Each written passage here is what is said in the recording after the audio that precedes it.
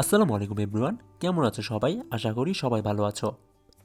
আজকের এই ভিডিওটা এইচএসসি 25 ব্যাচের জন্য। আজকের এই ভিডিওটাই শর্ট সিলেবাস এবং ফুল সিলেবাসের তেমন কোনো পার্থক্য হয় না। তাই এইচএসসি 25 থেকে এইচএসসি 26, 27 এবং তারপরে এইচএসসি সকল ব্যাচের জন্য আজকের এই ভিডিওটা। আজকে আমরা আলোচনা করব রসায়ন প্রথম পত্র সাজেশন নিয়ে। আজকের এই ভিডিওটা অনেক গুরুত্বপূর্ণ, তাই ধৈর্য সহকারে সম্পূর্ণ ভিডিওটি দেখার অনুরোধ রইল। তো চলো তাহলে শুরু করে দেই। আমরা সবাই জানি এইচএসসি 25 ব্যাচকে শর্ট সিলেবাসে অন্তর্ভুক্ত করা হয়েছে এবং শর্ট সিলেবাসে কেমিস্ট্রিতে রয়েছে 4টি করে অধ্যায় এবং বইয়ে রয়েছে 5টা করে অধ্যায়। তাই বলেছি এইচএসসি কেমিস্ট্রিতে শর্ট সিলেবাস এবং ফুল সিলেবাসের আহামরি তেমন কোনো পার্থক্য নেই। তুমি শর্ট সিলেবাস ভালোভাবে পারলেই সব কিছু হয়ে যাবে। তাই শর্ট সিলেবাসের যে অধ্যায়গুলো রয়েছে সেগুলো সবার জন্য প্রযোজ্য। এখন আমরা রসায়ন দ্বিতীয় পত্রে শর্ট সিলেবাসের যে অধ্যায়গুলো রয়েছে সেগুলো দেখব। অধ্যায়গুলো হলো পরিবেশ রসায়ন, জৈব রসায়ন, পরিমাণগত রসায়ন এবং তড়িৎ রসায়ন। এই 4টা অধ্যায় শর্ট সিলেবাসে রয়েছে। এগুলি হলো রসায়ন দ্বিতীয় পত্রের শর্ট সিলেবাসের সবগুলো অধ্যায়। এই অধ্যায়গুলো ভালোভাবে পারলেই তোমার সব কিছু হয়ে যাবে। তবে মজার বিষয় হচ্ছে A+ পেতে হলে তোমাকে সব কিছু পড়তে হবে না, আবার সব কিছু পড়তে হয়। এইচএসসি কেমিস্ট্রিতে A+ পাওয়া সবচেয়ে সহজ, আবার সবচেয়ে কঠিনও। কথা হচ্ছে কাদের জন্য সহজ, কাদের জন্য কঠিন। সহজ তাদের জন্য যারা সবচেয়ে গুরুত্বপূর্ণ বিষয়গুলো পড়ে, একাধারে সব কিছু পাগলের মতো পড়ে না, সবচেয়ে বেশি প্র্যাকটিস করে থাকে, তাদের জন্য A+ পাওয়া সবচেয়ে সহজ। আর কঠিন তাদের জন্য যারা কিনা হচ্ছে কি একাধারে সব কিছু পড়ে, কিছুই বাদ রাখে না এবং অ্যানালাইসিস না করে পড়তে থাকে, সামনে যা পায় তাই পড়তে থাকে। দিন শেষে তাদের কিছুই মনে থাকে না এবং সবচেয়ে ইম্পর্টেন্ট কথা হচ্ছে তারা প্র্যাকটিস কম করে, তার কারণে পরীক্ষায় তারা খারাপ করে থাকে। তবে অনেকে আছে সব কিছু পড়া পরে মনে রাখতে পারে। তুমি যদি সব কিছু পড়ে মনে রাখতে পারো তাহলে ভালো কথা, তুমি সব কিছু পড়তে পারো। তবে একটাই কথা, প্র্যাকটিস বেশি বেশি করতে হবে, তা না হলে পরীক্ষায় ভালো করা সম্ভব না। আমরা আজকে যে সাজেশনগুলো দিব তা খুবই গুরুত্বপূর্ণ। তুমি চোখ বন্ধ করে এই সাজেশনগুলো ফলো করলে পরীক্ষায় আসলে খুব ভালো করতে পারবা। তুমি যদি একটু আলাদা করে আমাদের দেওয়া সাজেশনগুলো ভালোভাবে পড়তে পারো, তোমাকে এইচএসসির জন্য আর কিছু করতে হবে না। তো চলো তাহলে আমরা এখন আমাদের সাজেশনগুলো দেখে ফেলি। রসায়ন দ্বিতীয় পত্রের প্রথম অধ্যায়টা হচ্ছে গিয়ে পরিবেশ রসায়ন। পরিবেশ রসায়নে পরীক্ষায় আসা সবচেয়ে গুরুত্বপূর্ণ টপিকগুলো নিয়ে আজকে আলোচনা করব। এই টপিকগুলো পারলে তোমার পরীক্ষার জন্য মোর দেন এনাফ। তো চলো তাহলে টপিকগুলো দেখে ফেলি। টপিক 1 আমরা যেটা রেখেছি সেটা হচ্ছে বয়েল ও চার্লসের সূত্র। 2 নম্বরে বোনস্টেড লাউরির মতামত ও ডাল্টনের আংশিক চাপ।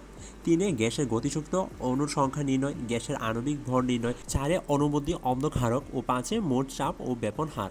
উপরের 4টা টপিক বেসিক জিনিস। 5 নম্বর দ্রাব্যতার গুণফল খুবই গুরুত্বপূর্ণ, এটা সৃজনশীলে খুব বেশি পরিমাণে আসে। এরপর 6 নম্বরে যেটা আছে বর্গমূল, গড় বর্গ গতিবেগ, সাথে উভধর্মিতা ও তাপমাত্রা নির্ণয়।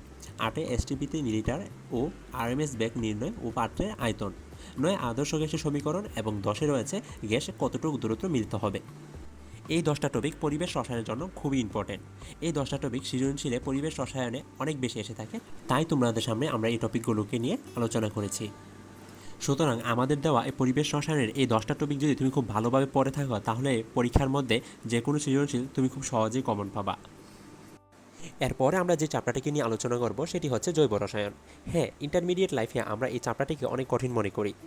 আমরা যদি এই চ্যাপ্টারটিকে একটু অ্যানালাইসিস করে এবং খুব গুরুত্বপূর্ণ সহকারে ভালোভাবে প্র্যাকটিস করে থাকি তাহলে এটি খুব সহজে আমরা আয়ত্ত করতে পারবো। এই অধ্যায়টি থেকে বিগত বছরে আসা প্রশ্ন আমরা অ্যানালাইসিস করে তোমাদের জন্য 10টি টপিক নিয়ে এসেছি। এই টপিকগুলো তুমি স্পেসিফিক ভালোভাবে প্র্যাকটিস করতে থাকো তাহলে এই জৈব রসায়ন তোমাকে বোর্ড পরীক্ষার জন্য খুবই সহায়তা করবে এবং অনেকটা সহজ মনে হবে। তো চলো তাহলে আমরা টপিকগুলো দেখে আসি। টপিকগুলো হচ্ছে 1 নম্বরে সমগোত্রীয় শ্রেণী ও কার্যকরমূলক, 2 নামকরণ, 3 জ্যামিতিক সমানতা, গাঠনিক ও স্তরীয় সমানতা, 4 aliphatic hydrocarbon, alkane, alkene, alkyne ও 5 নিউক্লিওফিলিক প্রতিস্থাপন বিক্রিয়া ও অপসারণ বিক্রিয়া। এটি খুব ইম্পর্টেন্ট এবং খুবই বেসিক জিনিস, এগুলো তোমাকে জৈব রসায়নের প্রথম দিকে শিখতে হবে। এই টপিকগুলোর মধ্যে 1-2টা সৃজনশীল থাকবেই। এবং 6 নম্বরে রয়েছে অ্যারোমেটিক হাইড্রোকার্বন, বেনজিন, টুলুইন ও তাদের ইলেকট্রোফিলিক প্রতিস্থাপন, সাথে অ্যালিনিল ডাইজোনিয়াম লবণ। 8 মার্কোনিকভ ও অ্যান্টি মার্কোনিকভ সূত্র।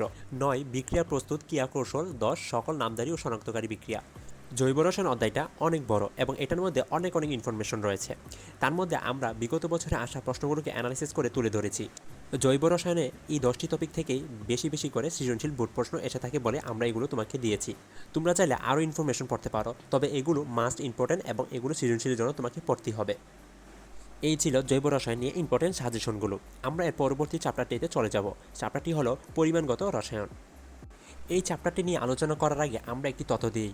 চ্যাপ্টারটিতে মোট 2টা পর্ব রয়েছে। 2টা পর্ব অর্থাৎ নাম্বার 1-এ যে পর্বটি রয়েছে সেটা হচ্ছে গিয়ে মোল মোলারিটি এবং নাম্বার 2-এ জারণ বিজারণ। এই 2টা টপিক নিয়ে এই অধ্যায়টা গঠিত হয়েছে। এখন প্রথম পর্ব মোল মোলারিটির মধ্যে আমরা আলোচনা করি। নাম্বার 1 ppm এককে ঘনমাত্রা নির্ণয়, নাম্বার 2 মিশ্রণের প্রকৃতি বের করা এবং মোল মোলারিটি নির্ণয়, সেমি মোলার পরিমাণ করা, অম্ল ক্ষার যোগ করা এবং মিশ্রণের পিএইচ নির্ণয় করা।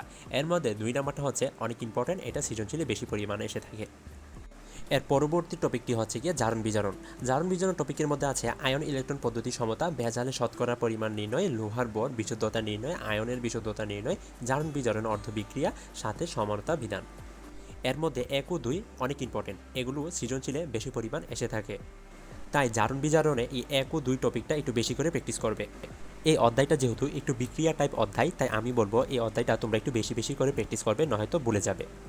তো এই ছিল পরিমাণগত নিয়ে খুব ইম্পর্টেন্ট টপিকগুলো।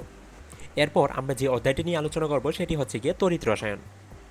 এই অধ্যায়টি অনেকটা মজার এবং অনেকটা সহজও। তো এখন আমরা এই সহজ এবং মজার অধ্যায়টি নিয়ে আলোচনা করব এবং সাজেশনগুলো তোমাদেরকে বলে দিব। সাজেশনগুলো হচ্ছে বিদ্যুৎ চালনার পর দ্রবণের ঘনমাত্রা নির্ণয়, ইএমএফ নির্ণয়, দীর্ঘদিন পাত্রে রাখা যাবে কিনা, মোট বিভব গণনা, কোষে স্বতঃস্ফূর্তভাবে বিদ্যুৎ উৎপাদন হবে কিনা। এদের মধ্যে 2, 3, 5 নাম্বারটা অনেক ইম্পর্টেন্ট, এগুলো বেশিরভাগই সৃজনশীলের গহতে এসে থাকে, তাই এগুলো একটু এক্সট্রাভাবে বেশি করে প্র্যাকটিস করবে।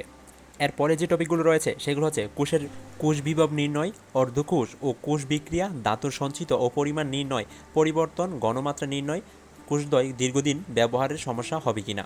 এই টপিকগুলো তুমি ভালোভাবে পড়লে তড়িৎ রসায়নে এর বাইরে থেকে আর কিছু পড়তে হবে না। তো এই ছিল কেমিস্ট্রি সেকেন্ড পেপারের ওভারঅল গুরুত্বপূর্ণ সব টপিকগুলো। এখন আমরা আরেকটা গুরুত্বপূর্ণ বিষয় নিয়ে আলোচনা করব।